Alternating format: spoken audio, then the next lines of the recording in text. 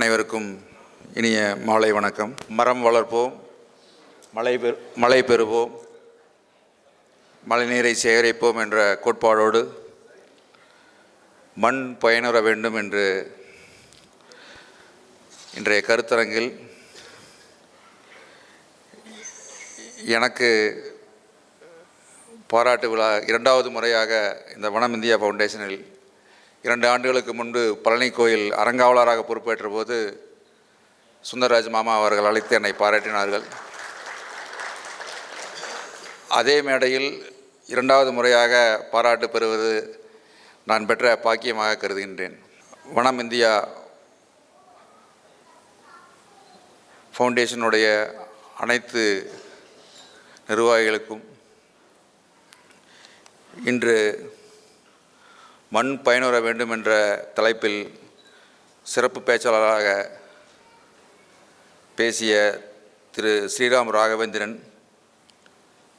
ராம் பிரசாத் நவநீதன் மற்றும் இன்று என்னோடு இந்த பகுதியிலே கொங்கு பகுதியிலே தொழில் புரிந்து கொண்டிருக்கும் அனைத்து சங்கங்களின் உறுப்பினர்களும் அந்த சங்கங்களின் தலைவர்களும் செயல்பாட்டாளர்கள் வந்துள்ளார்கள். அவர் அத்தனை பேரும் பாதம் தொட்டு வணங்கி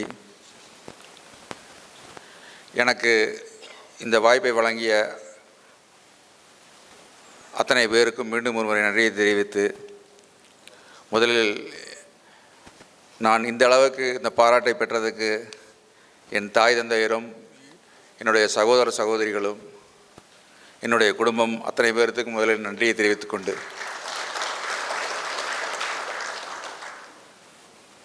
இந்த விழாவில் காணொளி வாயிலாக பங்கேற்கும் பழனி தண்டாயுதபாணி சுவாமி திருக்கோயிலின் முன்னாள் அறங்காவலர் குழு தலைவர், போற்றுதலுக்கும் பெருமைக்கும் உரிய எங்களுக்கெல்லாம் நிறைய வழிகாட்டியாக இருந்த எஸ்பி பாலசுப்ரமணியம் அண்ணா அவர்களை வணங்கி, நான் வாழ்க வளமுடன் அமைப்பில் சேர காரணமாக இருந்த சுந்தரராஜ் மாமா மற்றும் ராமராஜ் அண்ணா ஒரு வாழ்க்கை எப்படி வாழ வேண்டும், ஒரு வாழ்க்கை எப்படி பகுத்து பார்த்து வாழ வேண்டும் என்று கற்றுக் கொடுத்த இவர்கள் தான் எங்களுக்கெல்லாம் ரோல் மாடல். இன்றைக்கி இங்கே வந்தோம்னா இந்த கொங்கு பகுதியில் இருக்கிற அத்தனை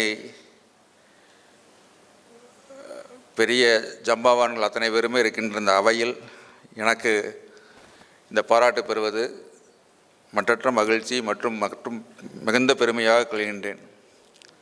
ராமராஜனா தான் பேசுகிறப்ப அடிக்கடி சொல்லிகிட்டே இருப்பாங்க, தொழில் வேறு, குடும்பம் வேறு, சமுதாயம் வேறு, இந்த 3க்கும் டைம் கரெக்டாக கொடுக்கணும் அப்படின்ட்டு.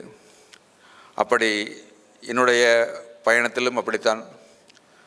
தொழில், குடும்பம் மற்றும் சமுதாய பணி, இப்படி சமுதாய பணியில் ஈடுபடும் போது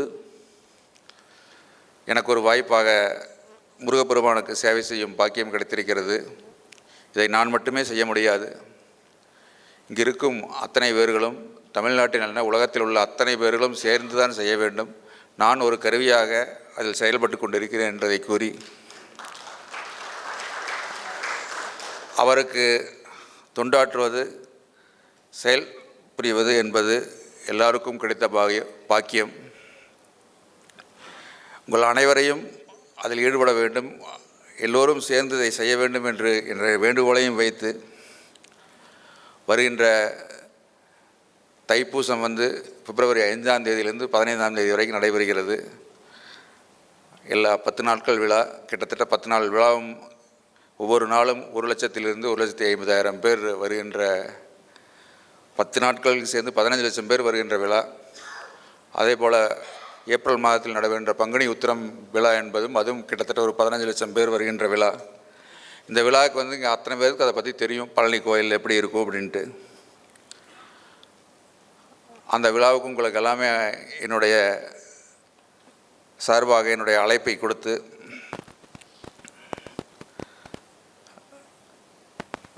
இந்த பாராட்டை மனமுகர்ந்து ஏற்றுக்கொண்டு இந்த பாராட்டுக்கு பாத்திரமாக இப்போவும் பழனியில் வந்து எஸ்பிபி அண்ணாவை போல் செய்யுங்க, எஸ்பிபி அண்ணாவை போல் பண்ணுங்க அப்படின்னு தான் சொல்கிறாங்க. அவங்க காலத்துக்கு வந்து அப்படி ஒரு பேரை அவர்கள் செய்திருக்காங்கன்னா அவங்கெல்லாம் நமக்கு முன்னாடி இருந்தவங்க எப்படி ஒரு வழிகாட்டிட்டு போயிருக்காங்கிறது நம்மளுக்கு முன்னோடிகள் இருக்கும்போது அவர்களையே நானும் வந்து ஒரு ஃபாலோவராக ஏற்று அதை போலவே நானும் செய்வேன் என்று உறுதியினையும் கூறி இந்த